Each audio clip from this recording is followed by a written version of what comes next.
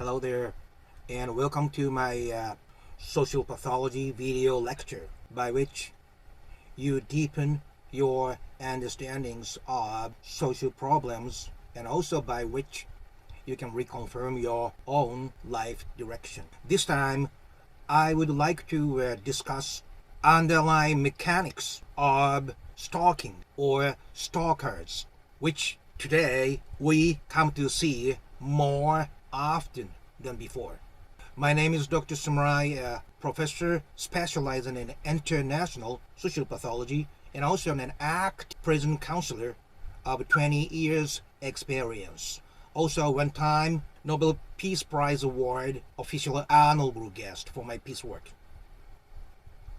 As usual, first half, I would like to provide you with the general information. Then, in the latter half, I would like to get into deeper analysis of today's topic. Okay, let's start. Stalkers. We can actually categorize them in multiple types, but for your convenience, two major types of stalkers we see. One is what's very popular. Couples, when they split, one party could not give up on their ex-partners, obsessed with them, follow them and haunt them, and in the worst case scenario, they kill them. And the other is constant claimers. This category includes those people who go for road rage. They are complainers over subtle things, which clicks something inside, which is not much to the ordinary people. And they just cannot forgive them and follow them and haunt them, and in the worst case scenario, they kill them. I will give you some examples. There was a case called the Zushi Stalker case in Japan, in which one guy, I think he was the coach of evening sport club or something, and his girlfriend was one of those who joined the extra evening activities. That guy started out to be very nice, gentle, and kind person. But once they became a couple, he started to show his true face. He wants to swallow his girlfriend. He was very suspicious of whatever she does, whoever she meets. So she wanted to get away. And, I think they were living together first, but she got out and started to live at her own room. She also submitted to the police restraint order. But the careless police officer slipped her current address to the offender. If my memory is correct, it was not the actual detailed address. It was only town. But he, being a stalker, kept calling all the people with the same name as his ex-girlfriend, and found out new home. He was hiding in a closet for a long time till she came back and stabbed her to death. That's the case that once couple split, one party could not forget the other estranged partner. The other case is neighbor claimer. It sometimes starts out being in friendly relationship, or it could start out with the negative encounter, like a car passes right in front of him and splashes the dirty water over his clothing. And he writes down their license number, research the driver's identity, and starts to haunt the person by placing all kinds of disgusting things in her post box, like dogs droppings and dead animals, and also give out the flyers defaming the victim socially, calling the victim's company, and so on. Actually, I personally experienced one stalking case by my senior professor, who actually invited me to our university. This could be very particular and unique to Japan. But those senior college professors who can invite other teaching staff as tenure and stuff, they are well known to have a high possibility of becoming a stalker too, because they have this power and pride with which they can do whatever they want on campus.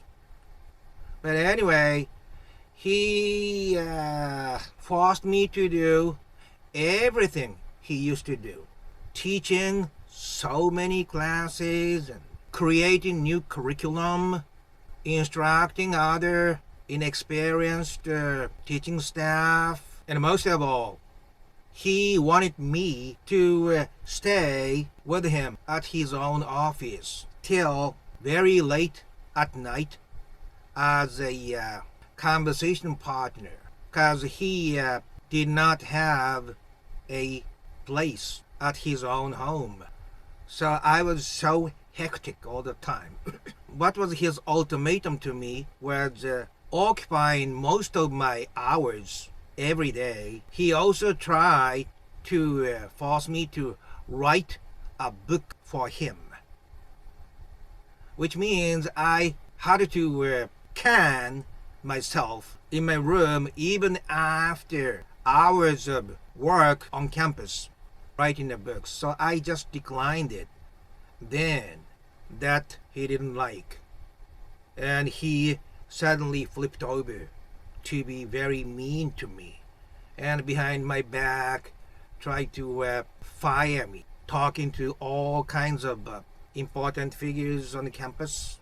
He was going too far, and I actually talked to the president of the university and showing a clear record of his wrongs, and it rang a big bell to him, and in a year or so he retired.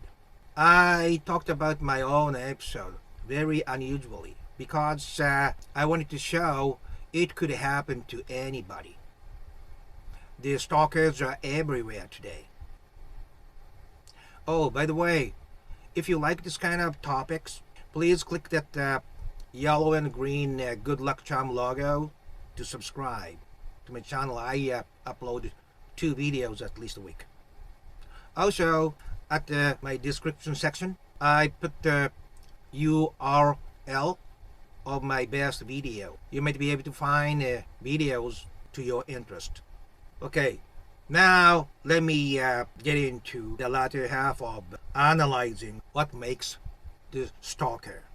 So I have academic knowledge about categorization of stalkers and stuff, but I will limit it to what you can use in your daily life. I have many prison friends, right?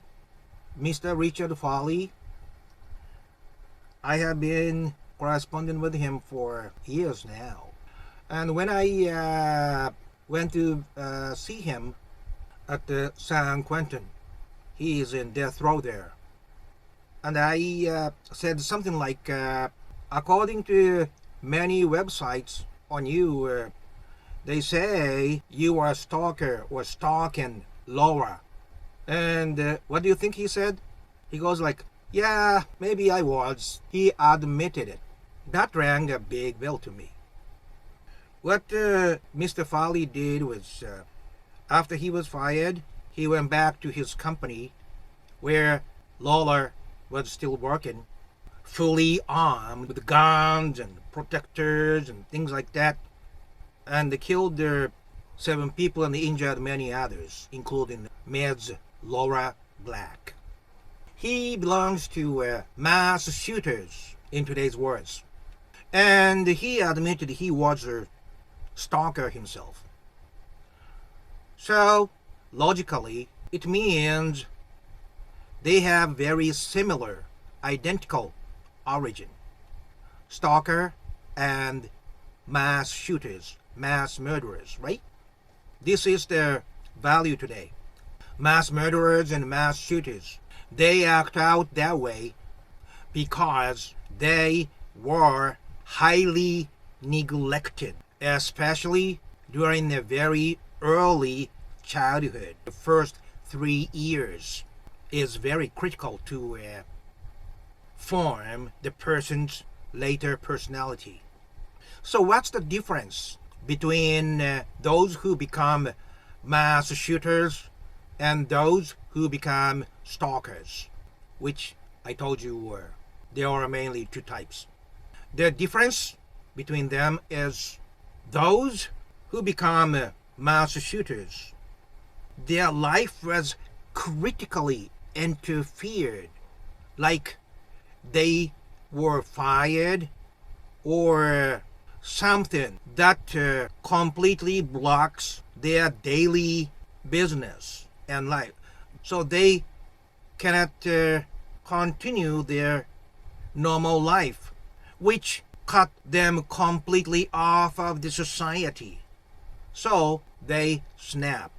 On the other hand, stalkers, they were also highly neglected, but they were kind of good enough to make up their social appearance.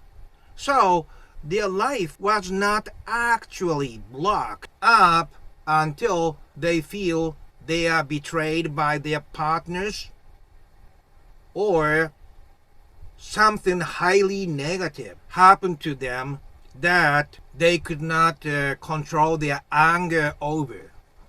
So stalkers and mass shooters, they were both from neglectful families. But mass shooters' life is like this. Stalkers' life goes like this. Being neglected means their feelings of loneliness is abnormally high. So they are better at dealing with the outside people compared with the mass shooters. Their nature is pretty much the same. Once they close to their partner, they start to show their true themselves. Highly obsessive and highly controlling due to the long years of being alone. So once their partner is gone, they just could not keep on going. You know why? Because when they were together, they are happy, so his dopamine level goes like that. But once she is gone, the source of dopamine is gone too. So he goes like this. His dopamine level goes down and he just couldn't stay at this level forever. So they try to retrieve the partner first. But once they know it is impossible, they are going to kill the partner to own her completely by killing her. It makes sense, right? And the other type of the stalkers, they also have their neglectful background too. Recently in Japan, this neighbor claimer is increasing socially, especially those who are older. And it normally happens after their husband died. When, their partner was alive, they can communicate with each other, either about good things or bad things. But suddenly, their partner is gone and they became alone. All kinds of negative things is concentrated in her. I'm saying her because most of the case in Japan, it is the left alone wife. So Having lost the party that she could release her frustrations to, those negative feelings, including frustration and stress, keep stacking up inside herself.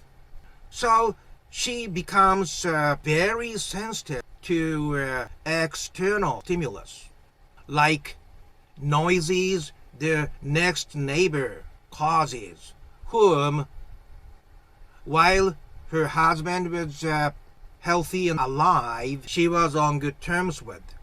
But now, losing her outlets of negative feelings, she becomes very pathologically sensitive and suspicious, paranoid of external stimulus.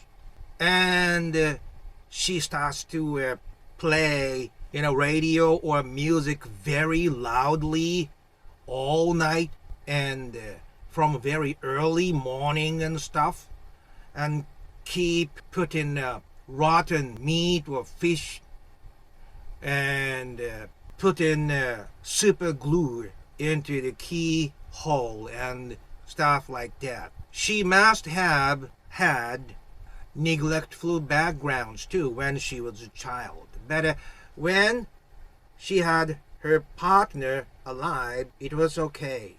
But once he was gone, she developed paranoid delusion on which she starts to act out. So today's value is the nature of stalker is pretty much identical to that of mass shooters, which is high neglect in very early childhood. But while mass shooters' life is blocked early due to incapability of dealing with the outside people, stalkers can cover up through themselves by acting a nice person socially. So mass shooters' life gets stuck early, but stalkers was able to continue their life without serious difficulties to block their lives up until they lost their partners. Main reason is their loss of the source of good feeling, the dopamine, which he could not endure due to his neglectful background. So he starts to act on pathological obsession, or with the similar neglectful backgrounds, getting older and losing their partners, the wife becomes dysfunctional and develops a paranoid delusion and starts acting on that. So early neglect causes mass shootings and stalking acts.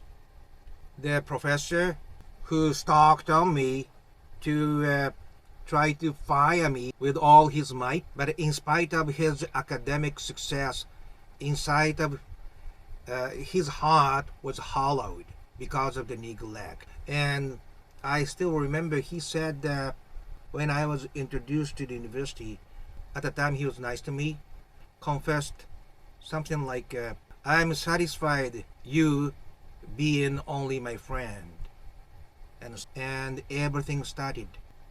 Obsession with the specific target based upon the high loneliness due to the neglect causes stalking, like it causes mass murderers. Only difference is they were good enough to maneuver social difficulties, but in the end they hit the dead end.